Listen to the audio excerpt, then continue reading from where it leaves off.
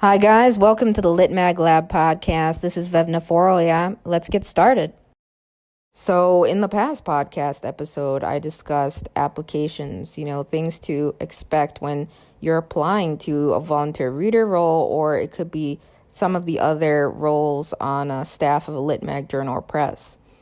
And yeah, so listen back to that. Prior to that episode, I also covered in episode 6 what poetry reading entails a little bit behind the scenes and things that, I see in our queue and submission volume, stuff like that. And yeah, so for this episode, I think I want to touch base on why are there acceptance rates, right? I don't know if you're aware, if you're a writer new to submitting to lit magazine journals or things like that, or you're curious. So why do acceptance rates exist, right? That's a question that, I could perhaps cover here. So yeah, so, a lot of lit magazine journals and presses out there, they oftentimes have a specific number of poems that they publish in each issue, and they stick to a very specific page count. Most places do. So that oftentimes heavily affects how many, poets or writers or even artists they accept, for the window, right? And for the year, it affects their overall acceptance rate and things like that. Some sites like Chill Subs, they let editors put their acceptance rate in there, or they also have a tracker system that sort of calculates that based on, poets keeping tabs on when they submitted to the Lit Mag Journal Press and when they got a response back and what the decision was. I believe also a few other sites out there, submission systems and directories have that data too. I can't recall Duotrope. I mentioned some directories, the CLMP, Community of Lit Mags and, and presses, right? Yeah, so the Community of Literary Magazines and presses, yeah. So they have some further details that editors can input, specific subscription, numbers, how many submissions are, unsolicited, even things like that. I don't think they have acceptance rate in there as a field though. So there are different stats per se on different sites. And there's not really I've ever found like a super detailed breakdown of every single thing, of every single category. In terms of acceptance rates, it's typically just an overall acceptance rate. So, when you're going out to, let's say, Chill Subs or someplace, and you're submitting to a place, or oftentimes I've come across a few lit magazine journals that are outright say, this is our acceptance rate right now, where it's at. And yeah, so, I've seen places that say show like we have a less than 10% acceptance rate, right? And that's like your eyebrows raise. You're like, what are the chances, right? It comes to your mind. What are the chances or odds that I'll get accepted into this lit mag with that acceptance rate? It just presents it that it'll be very challenging for you to get accepted, considering what the rate is showing. Now, I'll share. When I started Dipty Lit Mag, we had a very high acceptance rate, and I think we were over, 60% at the time when we had launched. And that's not necessarily anything besides we had a lot of really great work in the first submission window and the first online windows that we did too for that year of launching and things like that. So, when lit mags and journals and presses change their review structure, let's say they get a volunteer reading team, or they change the review process or do rounds of review.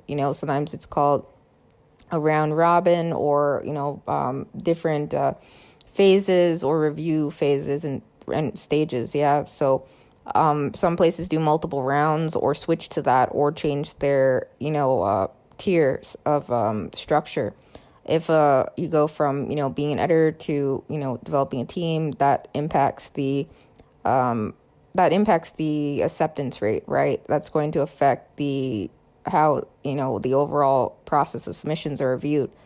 So yeah, a lot of other factors, come into play, in terms of acceptance rates. And for chapbooks, I would say at Dippity, for example, we have a much lower acceptance rate. It's about like, I think I put and calculate like 28%. And that's because, for chapbooks, we only publish, we've been averaging thus far about, 3 to 4 a year, a minimum of one, published in each window, based on submissions for that window, obviously in terms of, what we saw in terms of creativity and selection process wise. Yeah. So, yeah, I wanted to mention that, you have to think about it like there are oftentimes lit mags and journals. Now, Dippity doesn't get several thousand submissions a year. And our acceptance rate is, for Dippy Lit Mag is different from Dippity Press. Again, that's because, again, there's, you have to take in consideration the resources a lit mag or journal has, right? Let's say a lit mag has funding cut, right, for that year, right? Or suddenly, and everything changes, right? That impacts like the let's say they're doing a print issue, right? That impacts like they may have to cut back how many print issues they're releasing for that year of publications because of that funding cut. That would also impact their acceptance rate, So, they only have so much space in the print issue, and then other factors outside that also affect the number of publications for the year over time, right? And to ensure consistency, right? I mentioned it's so important for lit mags, journals, and presses to budget things, to plan in advance, to have backup plans and prepare, and yeah. So there are some lit mags and journals I've come across that typically they have formed let's say, a lot of writers who are perhaps you can consider fairly well known. They have in their issues, or they have submitters from past issues, in every issue, nearly every issue, reappearing. Now we have some writers who at Dippity who submit to us, a second, third time, and they've gotten acceptances in the issues, and yeah, so it happens from time to time, things like that. But I think there are absolutely some lit mags and journals out there that, right, solicit more than others. So at Dippity, we don't, solicit submissions, and we're moving things in a new direction. But we had in our legacy issues, a community bonus share section, and that section consisted of a mix of poems, from, our online tank, and it also sometimes, and by online tank, I mean online publications, and then also features of some really wonderful poets in the community, some who we had come into contact with, I had come into contact with through the Hummingbird Blink Nectar Poetry podcast by doing that series, and spotlighting different voices, that we discover through social media, particularly Instagram. So that section was really like you can consider it like a mashed potato section a little bit. We had a little bit of everything in our bonus share section. And, for those sections, sometimes you have to reach out like for bonus sections and things like that. But we had a designated submission section for poetry. And then we held a contest, contest calls, and yeah. So, yeah. Again, if a lit mag journal is getting several thousand submissions, it is pretty tough, right? They can't accept all 600, 700 submissions, right? There's no way. And out of those, only certain ones probably follow the guidelines. Out of those, it's I've seen others get rejection letters, which decline letters outright saying, hey, we filled this issue and there's no more space. We filled our slots for the issue. And yeah, that happens sometimes, there are some anthologies out there, some publications that just publish 14 poems in each issue, 11 poems in each issue, 20 poems in each issue. I've seen that, So very specific set numbers. If you're ever going to run a lit mag journal or press, you want to really think about what number of poems and like chart it out in your layout and stuff. We sort of like had varied a little bit because I was figuring things out when we had started, right?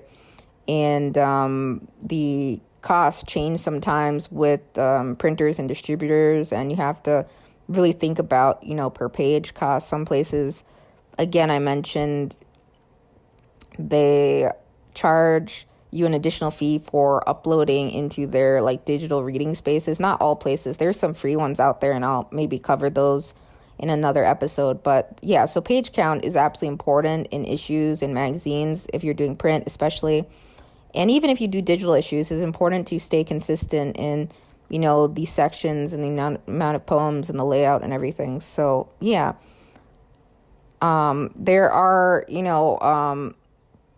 I think I also mentioned, in terms of soliciting. So, when editors are reaching out to others to certain writers for submissions and things like that, I think someone in the community had made a page or a list. I can't remember it, sorry, but they had made a list of all the lit magazine journals that solicit submissions from writers and things like that. And yeah, so it's important to look at the stats of a lit mag or journal to really see things like that. Again, not everyone inputs those fields, and not everyone shares those outright on their website or other places. And but I think CLMP has a good list there, and directory, and Chill Subs, has stats there. Of course, they're not 100% accurate, right? Because they may not be updated regularly if the editor is manually inputting those, and then not everyone tracks their submissions, right, through the same system, which also affects a number of factors, right, on the reporting level and things like that. So it's hard. I wish each submission system in existence had an outright calculation that would display to the submitter, right? That'd be so cool. And that they could see the acceptance rate, on the front end of each category or overall, But a lot of those submission management systems in existence don't do that. They do have back-end, like Submittable. Submittable has like a back-end, charts and data and graphs and stuff, but it's not always perhaps as easy to do that. Some use Submittable for other things, for their lit mag journal press, and that, is sort of can skew things, and you have to do reports. It's very tricky. The reporting systems is what I'm saying, and not all management systems have reporting systems, so then it's like a manual calculation, right? So yeah, over time, a lit mag or journal, as it grows or develops, and structures change, funding changes, things like that, acceptance rates may change too as a result of that, right? If they're releasing more print issues for the year, if they have more spaces due to that, things like that. And there are only a hand, there are cases with Dippity, we, like for one of our issues, our past issues, I'll give an example. We only had, for a designated subsection, excluding our community bonus share section, we had 11 slots, for the subsection. And and then a couple of the online publications were placed in our bonus share section along with some additional features.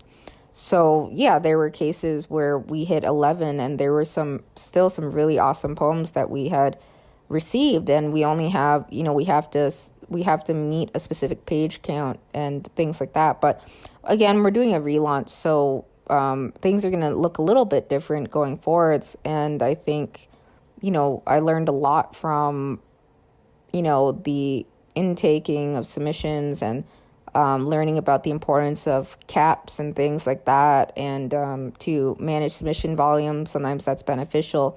Oh, yeah, again, so some submission management systems, they have caps in them, right? They let you input a certain number of submissions that you can, have. Not all do. Submittable does that. You can put a cap number. That also impacts, the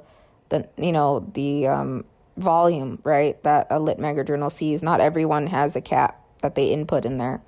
So yeah, it is tough because there's a lot of cost associated with print. So Obviously, if all lit mags and journals in existence had like a direct fund, they all had, both nonprofit and for-profit ones, if they had a direct fund or something for the year, like a set amount, we would see, a steady stream perhaps from each one, but obviously that's not going to happen or anything like that. Yeah, it's really hard for lit mags and journals to manage costs, to manage volume. Sometimes there's, spikes in submissions. Not everyone uses, right, the same process, or has the same structure. So it's very, very tough. And yeah, so you can find, stats online of some places by keyword searches and things like that, but you may not find always the most accurate, acceptance rates out there and stuff. Especially if, it hasn't been updated in a while or things like that. So yeah, but I've seen some places do a really good job about keeping tabs on that and calculating the true acceptance rate, that they do. So yeah, that's something to keep in mind when you're a submitter, looking at the acceptance rate. And yeah, just because it has a lower acceptance rate,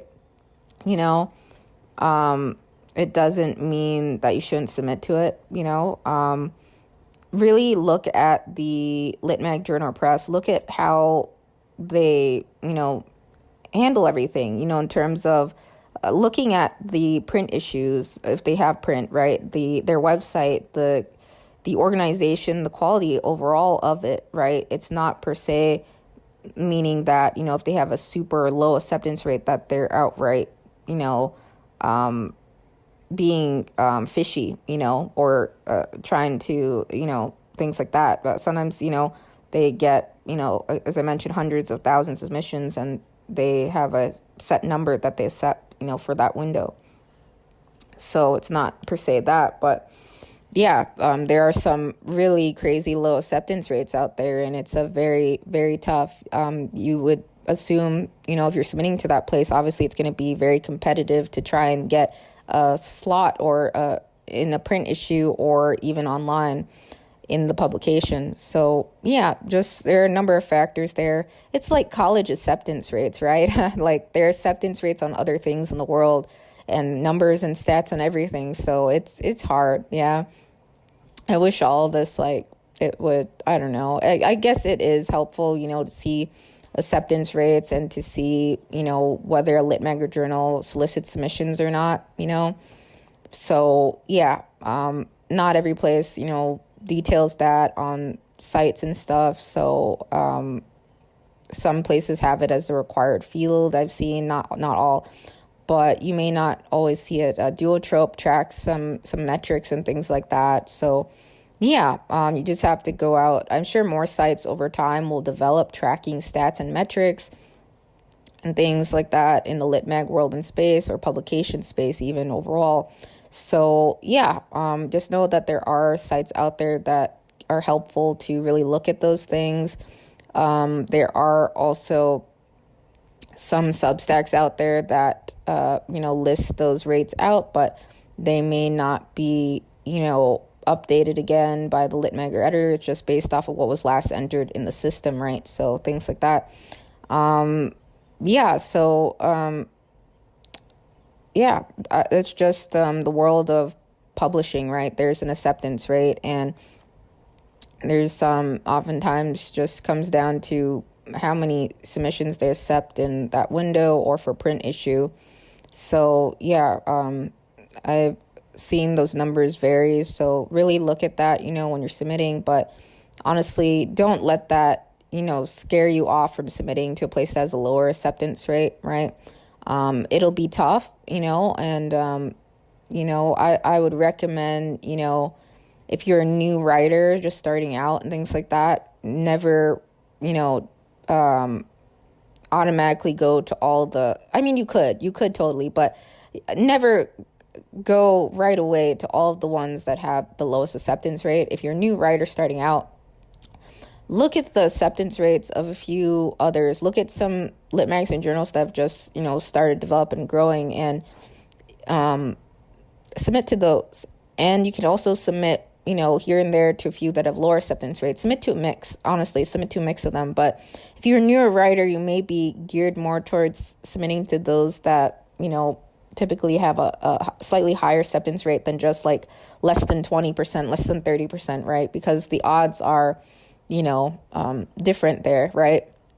It just makes sense. So, yeah. But you can always, I'll share, for example, I submit, over time, I've submitted to a mix of places that had, lower acceptance rates, middle acceptance rates, and higher acceptance rates, all around. And, I did end up getting, accepted into one that had a fairly, lower acceptance rate. So, yeah.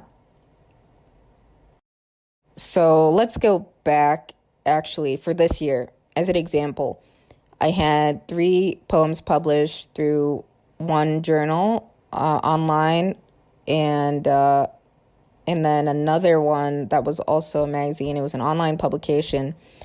And to share, guys, I didn't look at the acceptance rates at all before submitting to these. I just, found them through, I think, Chill Subs. Then I was just reading their guidelines and submitting them, but I didn't scroll down and look at, their acceptance rate or those fields or anything like that.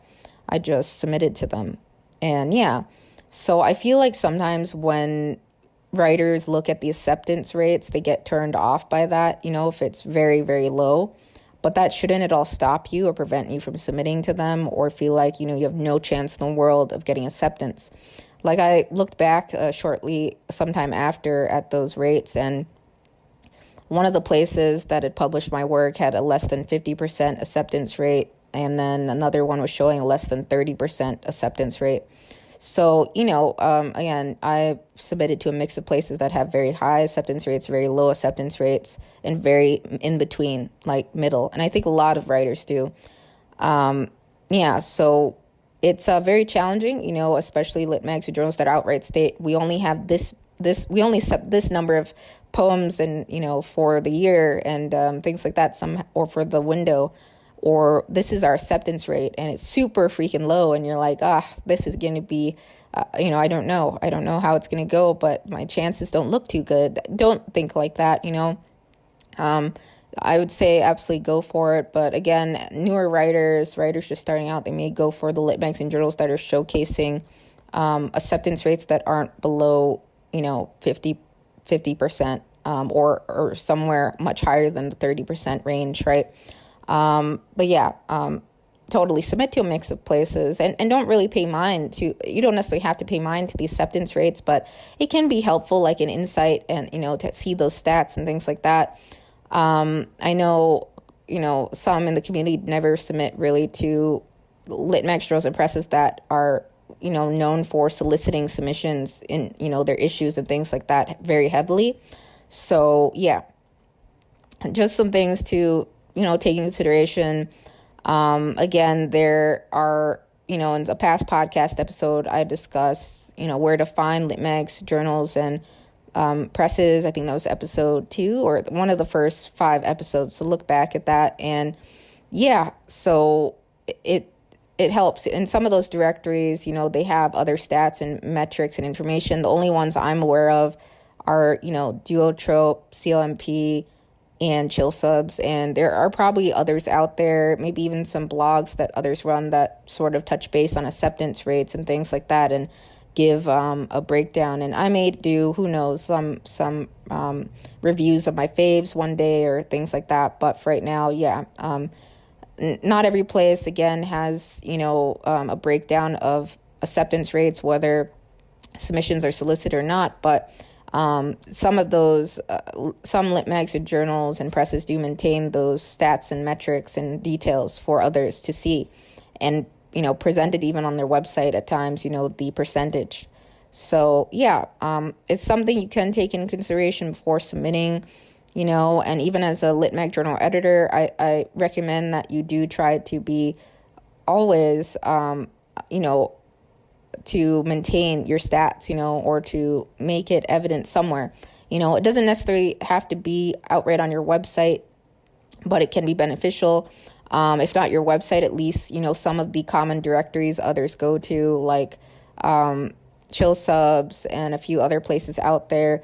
By the way, since we're doing a relaunch and stuff, I have to update our directory listings a little bit and stuff. So yeah, it's tough, but for lit mags, journals, and editors to maintain their directories and listings, there's a couple out there, so it takes time to like regularly update those. But I think seeing the acceptance rate is beneficial, but it shouldn't be something you always it should be the first thing you look at, right off the bat. I've submitted times to places oftentimes, and, and not even looking at the acceptance rate, just submitting to them, and, got some acceptances, right, in a couple of places. So it, honestly, you just got to keep, as I mentioned in other episodes, keep trying, obviously, right, lower acceptance rates, it's going to be obviously much tougher, right, typically to land an acceptance, right? To land a publication, to see that green light in Submittable. If you're using Submittable, that is. There's other submission management systems out there.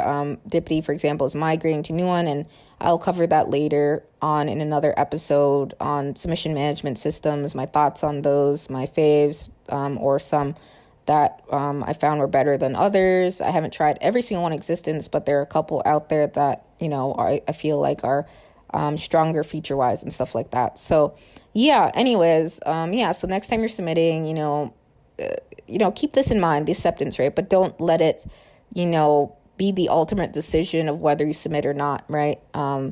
It really should come down to the publication, right? Do you love what they're doing? Like the style of the publication, the vibe of it, the focus of that lit mag or journal? Is it someplace you really want to, go for, and, consider buying or purchasing an issue, or, oftentimes I see lit mags and journals, they have sample issues and, things online that you can read. Not every single one is completely paywalled or anything like that. So, yeah, I think that's also important. I'm typically turned off by places that have a bunch of paywalls over everything, like you want to read a poem and it's like, oh, you've read it's like, I don't know, maybe a place had this, but I can't remember if it let you read like 3 poems and it says you had it's like something like with Medium, right? Or another space, right?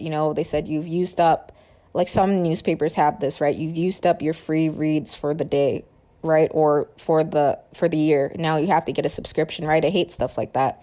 So I'm really turned off by places that have everything paywalled and you can't see any samples whatsoever. I think that is somewhat very heartbreaking and just sad to see, because I know it's tough, but to sustain funds and things like that, absolutely some lit mags and journals have some content paywalled on, to raise funds to keep things running and maintenance, but I'm really turned away by things that are completely paywalled. So, it's just really tough. We don't currently at Dippity for now, again, we don't, paywall our online publications or anything like that, just our print issues and, anything in print really is, and some of our online publications also appear in print each year.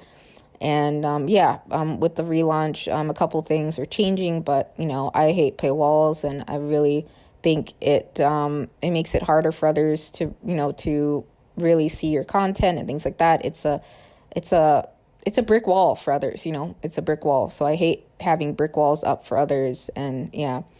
But yeah, that's life. We have acceptance rates, we have costs, we have limited resources, limited spaces, and things like that.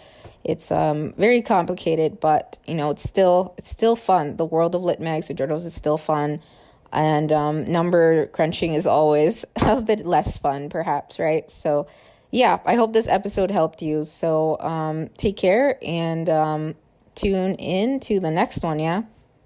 P.S. guys, so I just want to tack this on real quick and share. So I mentioned Chill Subs, right? So I completely forgot that they have, their list feature, or I'm focusing on this a little bit too. So they have various lists that share different things, right? One list, for example, that they have out there as of 2025, literary magazines in the sweet spot. So Basically, it says here, and I'm quoting this, here are the lit mags where your chances are better than impossible. Not too competitive, but not exactly easy either. A little bit of luck, a little bit of skill, you might just make it through the sweet spot. Nitty gritty, 3 to 8% acceptance rates with 100 plus track subs.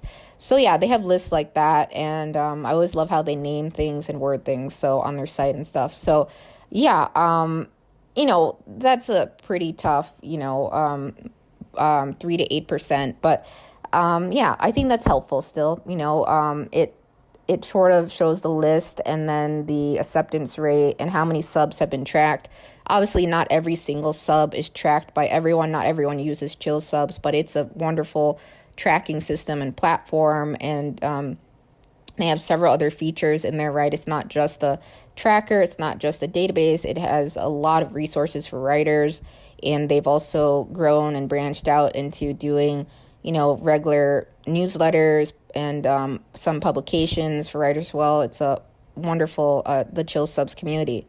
So, yeah, check out that list. And some things on Chill Subs, they have you can become a member, and the fee's not too bad. Fees can change, so I'm not going to outright say it. But, yeah, so you can save lists on Chill Subs and things like that. If you're someone who is who pays attention to numbers and acceptance rates and things like that, things like this may be quite beneficial to you. And yeah, not a lot of places do this, so I feel like it is helpful for writers, but it shouldn't again scare you or turn you away from it. Actually, it should be a challenge, right?